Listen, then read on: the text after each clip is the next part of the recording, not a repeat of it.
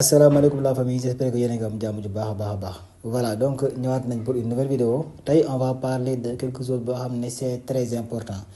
Donc tey on va parler de li nga xamante ni nii foofu la ñuy le plus souvent garder suñuy crypto-monnaie, foofu aussi la ñuy jëndee suñuy crypto-monnaie. Y a beaucoup de personnes yoo xam ne dañ ma doon laaj nan mën naa def si vidéo ci benn application décentralisée. Donc tey jii nii fa laa bëgg a dugg expliquer leen nan lay doxee ba ngeen comprendre ko.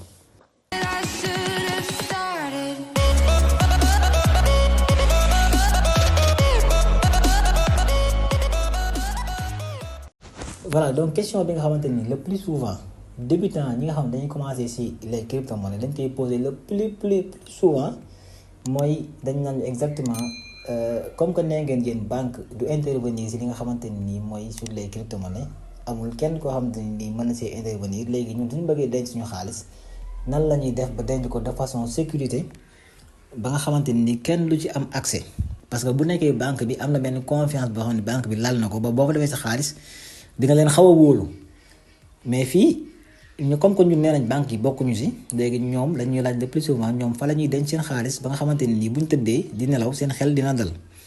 Voilà, donc crypto-monnaie ni ma leen ko yàgg a waxee crypto-monnaie day dox ci li nga xamante ni nii mooy si suñuy bëgg-bëgg. Par exemple tey jii nii crypto-monnaie dañoo andil ay deux façons portefeuille yoo xamante ni nii war nañ faa mën a denc suñu xaalis maanaam jàppee ko banque deux façons banque yoo xam ne mën nañ faa denc suñu xaalis. Benn bi moom la ñuy wax les portefeuilles custodial, beneen bi ñu koy wax les portefeuilles non custodial. Alors boo leen déggee portefeuille custodial mooy portefeuille yi nga xamante ni day allié wu ak la finance traditionnelle ak les SEX mooy la finance centralisée. Donc yu mel ne ay Binance ay L-Bank ay Gate.io yooyu yëpp dañuy dox ci li nga xamante ni mooy la finance centralisée.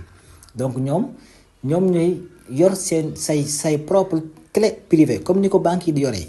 Par exemple boo demoon ay Ecobank nga def fa nga ubbi fa compte ñoom ñooy yor say filiation say tur ak sa sant yor sa numéro compte yor sa compte xam sa compte bi ñaata si nekk ba boo bëggee envoyé xaalis boo leen woowee directement ñoom ñu xool say filiation rek envoyé xaalis bi. Les crypto-monnaies dañuy ñëw allié wu ak banque yi côté boobu andi leen li nga xamante ni mooy les portefeuilles custodial. Beneen bi ci topp mooy li ñu naan les portefeuilles non custodial.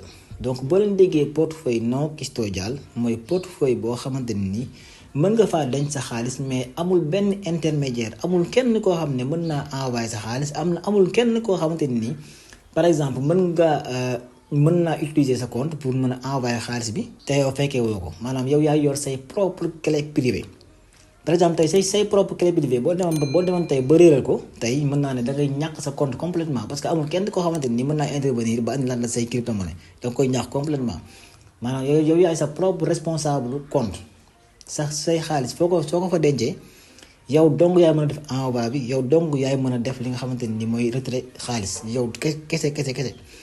Donc voilà tey jii nag suñu vidéo ci côté boobu lay ñëw mooy li ñu naan les portefeuilles non custodial comme que waxtaanoon nañ ci li nga xamante ni mooy les portefeuilles custodial wan leen ni ñuy ubbee compte ci Binance donc ba xaw cee sori ci plateforme Binance léegi dañuy dugg ci yi nga xamante ni mooy les portefeuilles non custodial.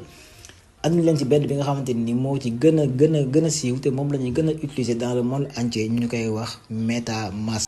Voilà, donc tey on va parler de MetaMask mu nekk application boo xamante ni day activer ci li nga xamante ni mooy la finance décentralisée dugg ci li nga xamante ni moom la ñuy wax les portefeuilles non custodial maanaam yow kese yaay yor say propre clé privée amul keneen koo xamante ni mën naa def li nga xamante ni mën naa envoyer xaalis wala mu retirer sa xaalis te yorul say clé privée.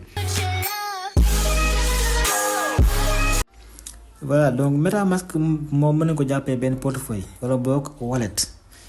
C'est un wallet Ethereum boo xamante ni c'est open source par exemple képp ko bëgg xool code source bi mën ngaa dem xool ko directement c'est décentralisé. Donc moom day prendre en charge beaucoup de tokens maanaam beaucoup de crypto-monnaies yi nga xamante ni c'est basé sur Ethereum wala boog dafa compatible EVM benn kii la boo xamante ni Ethereum moo ko teg ba lépp loo bëgg a def bu compatible ak EVM mën nga kaa dugal ci biir Ethereum. Donc moom tous les crypto-monnaies yoo xamante ni c'est sur la standard ERC20 bu Ethereum donc mën nga koo garder biir MetaMask. Tous les NFT aussi yi nga xamante ni c'est compatible ak norme yooyu mën nga leen garder biir MetaMask. Mais aussi li nga xamante ni day rendre le plus souvent ñu bari di utiliser MetaMask mooy li nga xamante ni mooy sa capacité bi nga xam ne am na ko pour connecté wu ak yeneen site internet ba nga xam ne di si mën a def say lépp lu jëm ci wàllum transaction di ko mën def foofu noonu. Donc moom c'est très important côté boobu ak aussi day interagir ak d'autres wallets yoo xamante ne nii mën nga leen mën a utiliser entre ñoom. Donc c'est très important côté boobu. Aussi dafa am facilité pour nga mën a yónnee sa xaalis wala nga jot sa xaalis yónnee say crypto-monnaie wala nga jot say crypto-monnaie ci biir MetaMask. boo bëggee envoyer xaalis il faut juste nga wax ki ngay envoyer xaalis bi mu yónnee la adresse bi nga ko war a envoyer wala boo code QR bi nga copier ko coller directement nga def montant bi booy envoyer muy dem. képp ku mën a envoyer xaalis biir Binance biir L-Bank wala biir Gate.io mën nga envoyer xaalis biir MetaMask c'est le même principe. Donc voilà moo tax mu xaw a yomb un tout petit peu. Donc MetaMask aussi dafa andi li nga xamante ni mooy extension bi nga xamante ni day ànd ak par exemple Google Chrome boo ko amee day am benn extension boo xamante ni moom mën na nekk intermédiaire entre sa téléphone ak ordinateur bi nga mën a def say yenn envoyé. Donc MetaMask aussi mën na servir en tant que simple wallet maanaam portefeuille mais aussi li nga xamante ni moo koy may doole le plus souvent mooy li ma doon wax sànq mooy.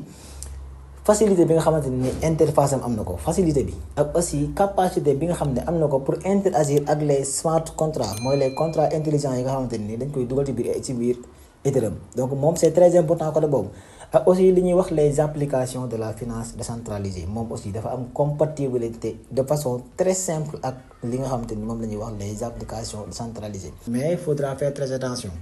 donc xam naa après naa leen ko expliquer su ma duggee ci application bi ni ñu koy créer ak ni ñuy dugalee yenn blockchain yi naa leen expliquer carrément ngeen def très attention. Merci d'avoir regardé la vidéo jusqu'à la fin. te aussi boo leen nekkee ay ñu bees kenn ci wàllum crypto-monnaie ak technologie blockchain bu nekkee abonné ko leen n'oubliez pas ngeen abonné activer notification yi ndax loolu moo ñu may courage ñuy gën a mën a tourner ay vidéo mën a partager yi nga xamante ni nii mooy expérience yi nga xamante ni jot nañ ko xam tuuti ci wàllum crypto-monnaie.